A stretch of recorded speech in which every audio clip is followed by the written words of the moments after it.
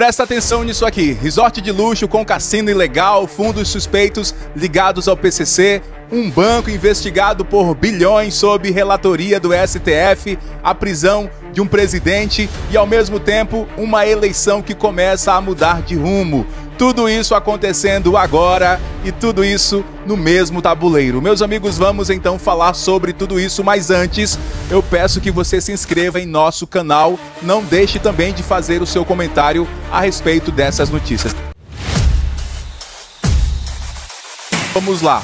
Meus amigos, resort de luxo ligado a Toffoli tem cassino com máquina de apostas e blackjack. Então temos aqui um resort de luxo e um cassino clandestino. E começamos então com essa revelação que está chocando muita gente. Lá no interior do Paraná, um abraço para os meus amigos do Paraná, um estado muito lindo, muito abençoado. Lá então no interior do Paraná, um resort de luxo conhecido como Taiaiá, até rimou, né?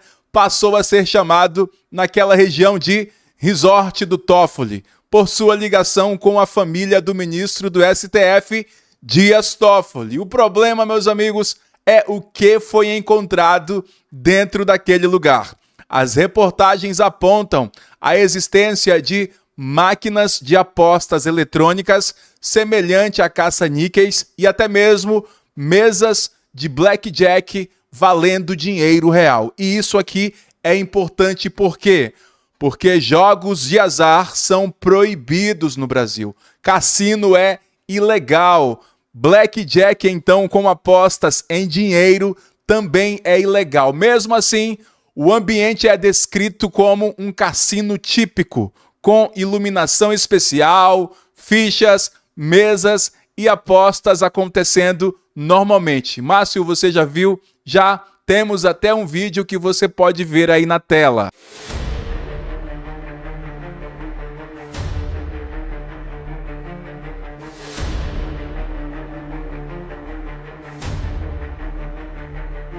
Mas o que diz então essa matéria aqui da Andresa Matias do site Metrópole? Segundo consta aqui, meus amigos, resort ligado a Toffoli tem cassino com máquina de apostas e blackjack. E aqui temos uma dessas imagens. Segundo consta, o resort Taiaiá, né, erguido em Ribeirão Claro pela família do ministro Dias Toffoli, abriga um cassino, né? Um cassino, interessante isso.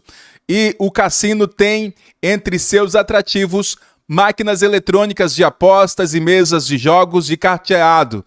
No local é possível jogar blackjack, modalidade de aposta com cartas proibidas no Brasil.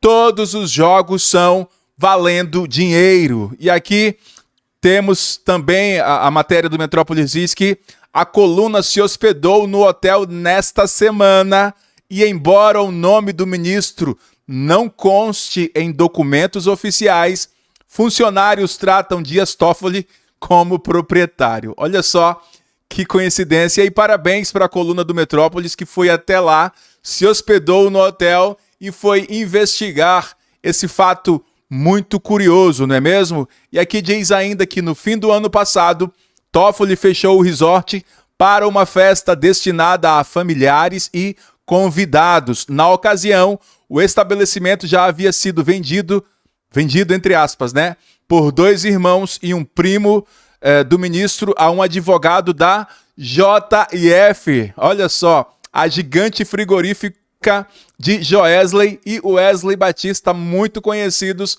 por todos nós, não é mesmo? Diz também que antes disso, ações do hotel foram adquiridas por um fundo que tinha como investidor o pastor, olha só, nós falamos isso aqui ontem, pastor e empresário Fabiano Zettel, cunhado de Daniel Vorcaro, do Banco Master. Toffoli é, então, o relator no STF de investigação envolvendo esse banco que é de Daniel Vorcaro. Também já atuou em processos dos irmãos Batista.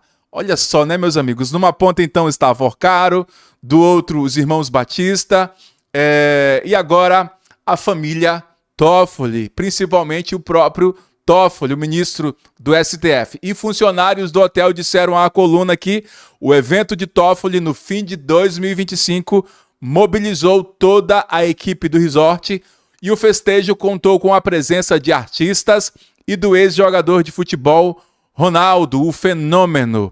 Também diz que na festa promovida por Toffoli, Ronaldo teria inaugurado a área de jogatina e ele é jogador de pôquer profissional e todo mundo sabe disso, uma modalidade que é legalizada no Brasil.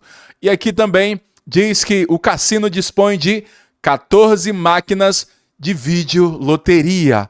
Então, na prática, as apostas funcionam como caça-níqueis, mas são regulamentadas pelo governo do Paraná. E aqui, o cassino funciona sem controle de entrada e a reportagem flagrou crianças nas máquinas caça-níqueis em 2 ocasiões. Elas estavam entre adultos que consumiam bebidas alcoólicas. E também vale destacar aqui, a matéria destaca, Toffoli votou no STF a favor dos jogos de azar. Está advogando em causa própria, não é mesmo? Então, aqui diz também que outra residência dentro do hotel é utilizada pelo irmão do ministro. E colegas de Toffoli do Supremo, né, já se hospedaram. Mas quem será que já passou por lá? Eles citam, por exemplo, a ministra Carmen Lúcia. Meus amigos, as diárias chegam a R$2.000 no apartamento mais simples. E o lugar chama a atenção pela arquitetura rústica, estilo que, segundo funcionários, agrada ao Zé, né? Como o ministro é chamado, o Zé, né? O Toffoli. O Toffoli, então, é o Zé. Meus amigos, o ambiente, então, é descrito com, né, iluminação especial, fichas, mesas e apostas acontecendo normalmente. E o mais grave ainda é sem controle rígido de acesso, com relatos de crianças circulando pelo local enquanto adultos apostavam. E o nome de Toffoli não aparece formalmente como proprietário, mas os funcionários e pessoas ligadas ao resort afirmam que ele é tratado como o dono de fato e que frequenta aquele espaço. E aqui fica claro então uma coisa: isso não é apenas uma irregularidade administrativa, se é que vocês me entendem. É o início de uma história muito maior. E, além disso, né, vale destacar aqui, o Mário Sabino trouxe essa matéria criticando duramente o ministro Dias Toffoli, dizendo que ele precisa ser afastado do caso do Banco Master, e isso é urgente. Isso está aqui, então, no site Metrópolis, e ele diz aqui: há algo de muito errado em um sistema que permite que interesses individuais se sobreponham a interesses nacionais. Eu estou falando de Dias Toffoli e o caso do Banco Master. E aqui ele faz uma crítica bem dura. Todas as lambanças que ele vem fazendo desde que puxou para o STF um inquérito que deveria estar na primeira instância só é possível porque, antes de mais nada, não há controle na parte do próprio tribunal para conter abusos perpetrados por seus integrantes. Então, meus amigos, o que vemos aqui é uma crítica bem dura contra Toffoli, mas isso não vem isolado. Há tempos, né, há alguns dias, falamos sobre isso aqui. Os tentáculos do PCC no resort da família de Dias Toffoli, no Paraná. Então vocês veem que quanto mais a gente cava, está aí na tela agora os tentáculos, né? Então a gente vê agora PCC, fundos de investimento e o mesmo resort da família Toffoli, meus amigos. E essa história, então, ganha contornos muito mais graves quando surge essa revelação. Um executivo investigado por suspeita de lavar dinheiro para o PCC, o primeiro comando da capital, aparece então como figura central na negociação envolvendo fundos de investimento que adquiriram participação no mesmo resort ligado à família Toffoli. E segundo as apurações, meus amigos, esses fundos teriam sido usados para dar aparência de legalidade a recursos de origem suspeita, uma prática clássica em esquemas de lavagem de dinheiro. Será então que Toffoli sabe que seu resort ou o resort da família está sendo usado para lavar dinheiro para o PCC? Eu não sei, mas funciona mais ou menos assim, ó. O dinheiro entra então em um fundo, ele passa por várias operações financeiras complexas e no papel se transforma em investimento ilegal. Imagina então o seguinte, né? Uma hipótese, né? Você é do PCC e você tem muito dinheiro, você quer dar ar de legalidade a essa quantia e você então entra em contato com um suposto resort lá do Paraná, né? Você chega, se hospeda, mas na verdade você não vai até lá. Você reserva, por exemplo, diárias de um mês, aí você vai pagar ali por dia R$2.000. Então imagina que você deposita R$60.000 e nem sequer comparece ao hotel, mas oficialmente você entrou. Acontece que você não entrou, né? Você nem foi lá. Esse dinheiro então é pago ao hotel, supostamente nesse caso, né, é pago, e ele então o próprio hotel diz que você participou, que você foi até lá, que você se hospedou, quando na verdade você nunca pisou naquele lugar. Então esse dinheiro ele entra de forma legal e agora então vai recolher todos os tributos e vão dar então o ar de legalidade. É assim que eles fazem em vários lugares. O detalhe que chama a atenção é que esse fundo tinha apenas um cotista, ligado diretamente a outros empresários que aparecem, meus amigos, em outros escândalos financeiros de grande porte. Ou seja, nós não estamos falando apenas de um resort, nós estamos falando de um ponto de encontro entre dinheiro suspeito, fundos de investimento e figuras próximas ao crime organizado. E o nome de Toffoli, então, volta ao centro dessa história. Então, meus amigos, há uma pressão grande sobre Dias Toffoli, né? Será que ele vai cair? Será que os seus amiguinhos vão socorrê-lo? Eu não sei. O mesmo ministro Dias Toffoli, vale destacar, é o relator no STF do caso Banco Master, um banco que vocês sabem foi liquidado pelo Banco Central e investigado por um rombo bilionário. E essas suspeitas envolvem, então, a emissão de CDBs sem lastro, operações financeiras artificiais e prejuízos que podem chegar a dezenas de bilhões de reais. E agora vem, então, o ponto-chave. Pessoas e fundos ligados ao Banco Master, né, como eu já falei aqui agora, aparecem conectados aos negócios envolvendo, então, o resort ligado à família Toffoli. Agora, então, imagina comigo, centenas de pessoas se hospedando todos os meses no resort de Toffoli, pagando o seu dinheiro, quando, na verdade, essas pessoas sequer pisaram lá. Isso é uma hipótese. Imagina quantos milhões de reais entram na conta desse resort, né, e como eles conseguem lavar todo esse dinheiro. Eu não sei se fizeram isso, mas isso é uma das hipóteses.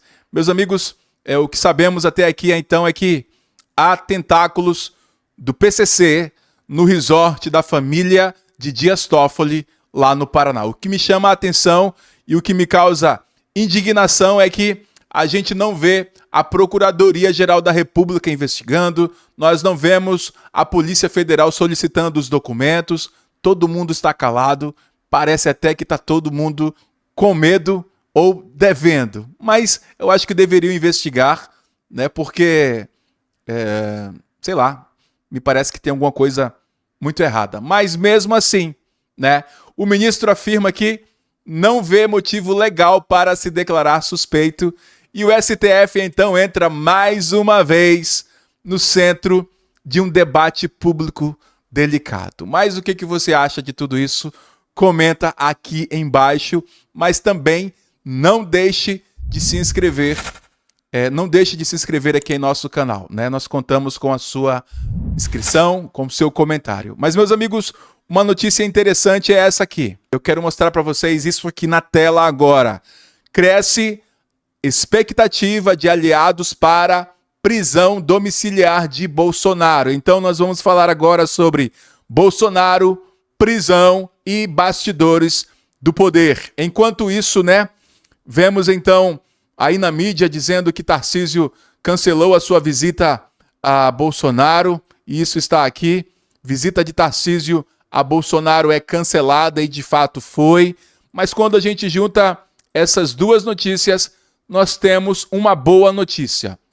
Aliados do presidente Jair Bolsonaro passaram então a trabalhar abertamente com a expectativa de que o presidente possa receber a prisão domiciliar, ou seja, Bolsonaro pode sair da Papudinha e ir para casa.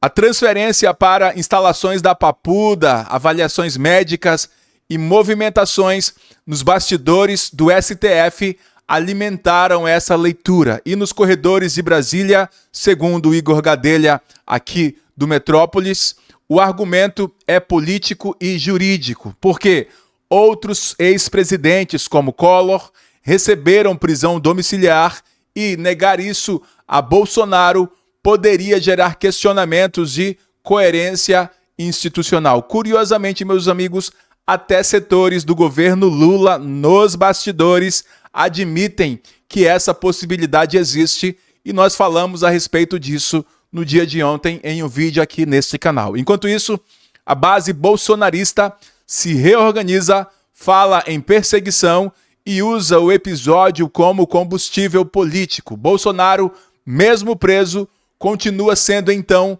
um ator central em todo esse jogo. Mas o que diz aqui então a coluna do Igor Gadelha, e me permita ler alguns trechos para você. Cresceu nas últimas horas entre aliados de Jair Bolsonaro a expectativa de que o ministro Alexandre de Moraes autorizará a transferência do presidente para a prisão domiciliar. A aposta tem sido feita por integrantes do clã Bolsonaro, acho legal essa palavra, o clã, e até do entorno do governador de São Paulo, Tarcísio de Freitas, que vem articulando pessoalmente junto ao STF o benefício ao ex-presidente. E aqui temos então imagens de Bolsonaro. Também, meus amigos, dizem que nos bastidores, lideranças bolsonaristas ouvidas pela coluna dizem ter recebido sinalizações de outros ministros do STF de que Moraes poderá autorizar a transferência de Bolsonaro em breve. Não sabemos quando. Pode ser hoje, pode ser amanhã e pode não acontecer. Mas aliados citam ainda o cancelamento da visita do governador Tarcísio de Freitas a Bolsonaro, até então prevista para a quinta-feira, né, como um indício da possível decisão de Moraes. Então, meus amigos, vemos aí uma boa expectativa. Nós poderemos ter, então, a condução do Bolsonaro para uma prisão domiciliar, né? E a gente, então, torce por isso, acreditamos que isso, de fato, possa acontecer. É claro que em Brasília, né, todo dia é um dia diferente, mas não custa nada termos esperança e assim Bolsonaro poderá ficar em casa, perto da sua família, num lugar mais adequado e muito mais confortável. Mas uma outra notícia muito boa que está agitando os corredores de Brasília, meus amigos, é que Flávio Bolsonaro diminui a diferença para Lula, indica a pesquisa. E isso aqui é uma grande notícia, é uma boa notícia, porque Flávio encosta em Lula. E aqui entra então o dado que muda esse cenário eleitoral. Uma nova pesquisa mostra então que Flávio Bolsonaro reduziu significativamente a diferença para Lula em um eventual segundo turno. Isso já é vitória?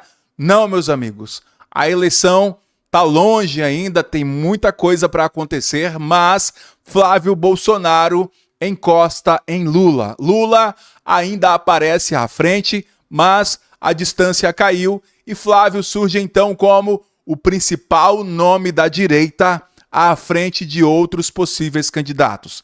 Esse crescimento, meus amigos, acontece justamente em meio à prisão do pai, ao discurso de perseguição política e à reorganização da direita, e o efeito é claro e catastrófico para o PT. Enquanto Bolsonaro enfrenta processos, o capital político se transfere. E o cenário de 2026 começa então a se desenhar de forma muito mais competitiva do que muitos imaginavam. E aqui na tela temos então essa matéria do antagonista que diz o seguinte: pesquisa Atlas Intel Bloomberg, divulgada nesta quarta-feira, indica que o senador Flávio Bolsonaro diminuiu em quase 8 pontos percentuais a diferença que tinha para o presidente Lula em um eventual segundo turno. Meus amigos, 8 pontos, isso é muita coisa. Então, Lula deve estar enlouquecendo lá.